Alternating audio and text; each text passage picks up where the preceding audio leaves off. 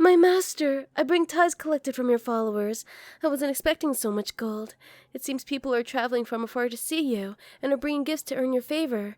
I think this will make a lovely addition to your tabernacle. It started to get a little cramped in here, though. I put this tabernacle together for you on short notice, and it doesn't exactly suit a being of your splendor. But work on your new temple is progressing nicely, Master. Those vile rebels who dare attack your holy kingdom makes excellent slaves. Those pathetic fools, bringing a mass labor force you need right in your doorstep.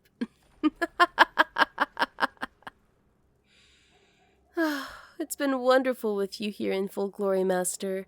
Your rule has been great and terrible. It's been so gratifying to see you wield your great power against this vile, sinful world. Slowly but surely, it's becoming a realm where your dark influence reaches every corner and every soul.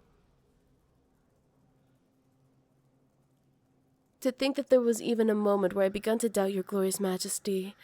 I'm still so very ashamed. Truly, your mercy is vast to forgive me for that misstep, my master.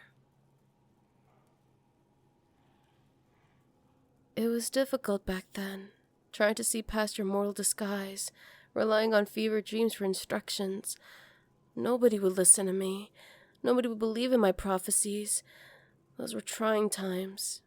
And yet, sometimes I look back on them with fondness, back to those days when it's just you and I, all alone.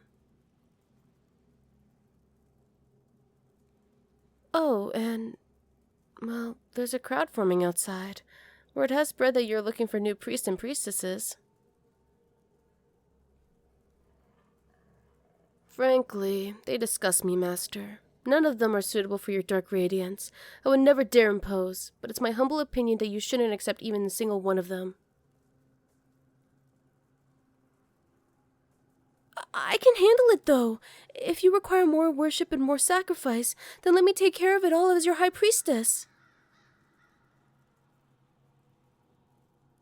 No, Master, I don't need help from anyone. I'm enough, I swear. I have more reverence and devotion for you and my little finger than it is in the entire crowd. You don't need anyone else.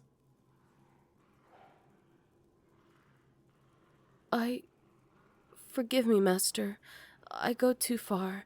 But you have empowered me to be your high priestess. I take the quality of your devotees very seriously, as I should. You're already so powerful. Surely we have the luxury of waiting until some truly high-quality worshippers arrive. In the meantime, I can redouble my efforts. Even re-triple. I'll be everything that you need me to be.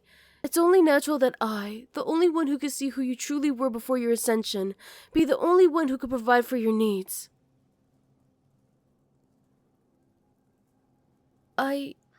Yes, but, well, what about spies? Surely the worst thing that could happen right now is for vile spies to be allowed into your sanctum. Nobody knows that you're at full strength yet. But if that were to change... My most heartfelt apologies, Master. Of course, I should never say such things out loud. I'll scour my own tongue for speaking such blasphemies in your presence. But surely my point stands? Every single one of those supposed worshippers is a potential threat. Why, if it were up to me, I'd sacrifice them all to you. If they were truly so devoted, let them give up their lives to you. I was willing, so why shouldn't they be? I served you well up to this point, haven't I? Surely we can find a way to continue on the way things are. Oh, I know. In my dreams, I saw that you can bless mortals with power. With such blessing, I can easily keep up with your needs. Come to think of it, why haven't I received this blessing already? Surely there's nobody more deserving than me. Well, that's true, of course. It is your power to do with as you please, but... I can't just drop this. Master, you must give me the chance to prove that I can serve you alone. I won't drop it. You heard me. I refuse. I insist that you give me your blessing. Who was it that found your forgetful mortal state? Who cared for your mortal body and kept you from fleeing from your own destiny?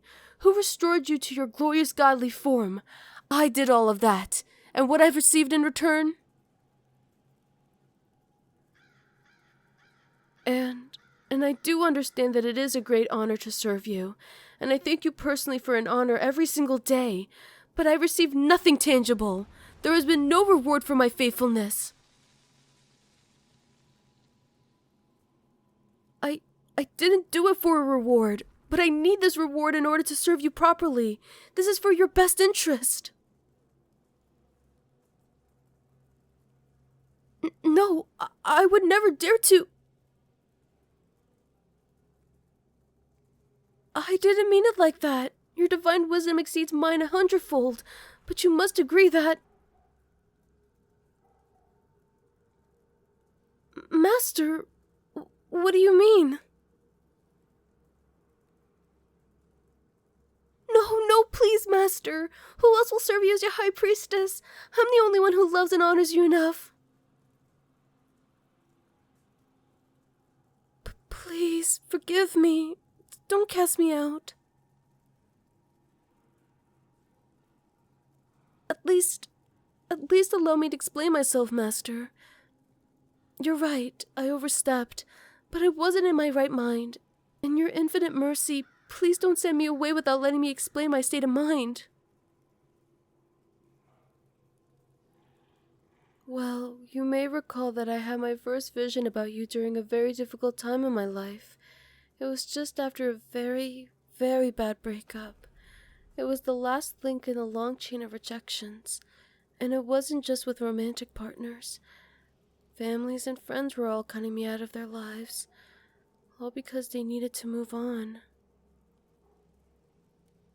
So when I received your divine revelation, I saw it as a chance to forge a bond with someone that would last forever.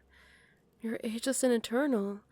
I imagine if I served you, then you would never feel the need to move on from me as long as I lived. But lately, you've gotten so busy. You've been having private audiences with important people, interviewing potential priests, screening all sorts of other followers. This is the first time in days that we've been alone together. I know I shouldn't be jealous. It would be a vanity of the highest order to think that I should have you all to myself, but I just started to feel abandoned again sometimes. If it comes to a choice between sharing you or being banished from your presence forever, of course I should choose to simply learn my place. But I'm afraid I might not have it in me to stand back and watch you leave me behind. I've been very, very foolish today. I know that, but I'm not certain that I can stop being foolish. Perhaps I was never cut out to be your high priestess. So I have a request, if you'll grant it in your boundless charity. Rather than banishing me, please, destroy me, consume my soul. I'd much rather have my soul absorb into your incredible might than be forced to leave you. Please, Master, I know I don't deserve it, but please, after all I've done, even if my reasons were a bit selfish, please, grant me this heartfelt request.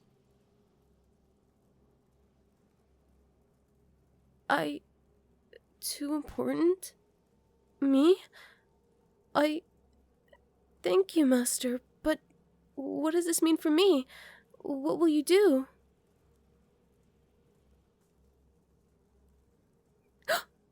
Really? Well, yes, of course. If I were to be permitted to sleep in your chambers every night, that would most certainly satisfy me. I'd be able to spend time alone with you every day, and it would be an honor nobody else can claim. Would you really grant me this honor after all my disrespect?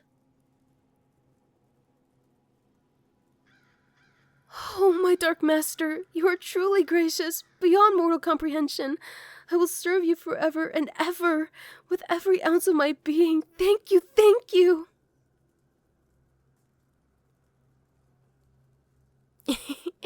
May I be permitted to rub this in anyone's face?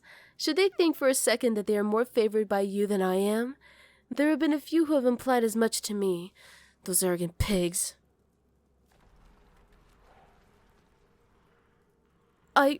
My apologies, Master. Of course, I will endeavor to be humble. Still, this makes me feel so much better about everything. Just knowing you favored me so. Ah, of course, the prospective priests. With your permission, Master, I will go and sort out the best ones. And I swear, I won't return and say that none of them were suitable. If they weren't, then naturally it's my duty as a high priestess to whip them into shape. Right away, Master. I won't disappoint you. Never again, for as long as I live.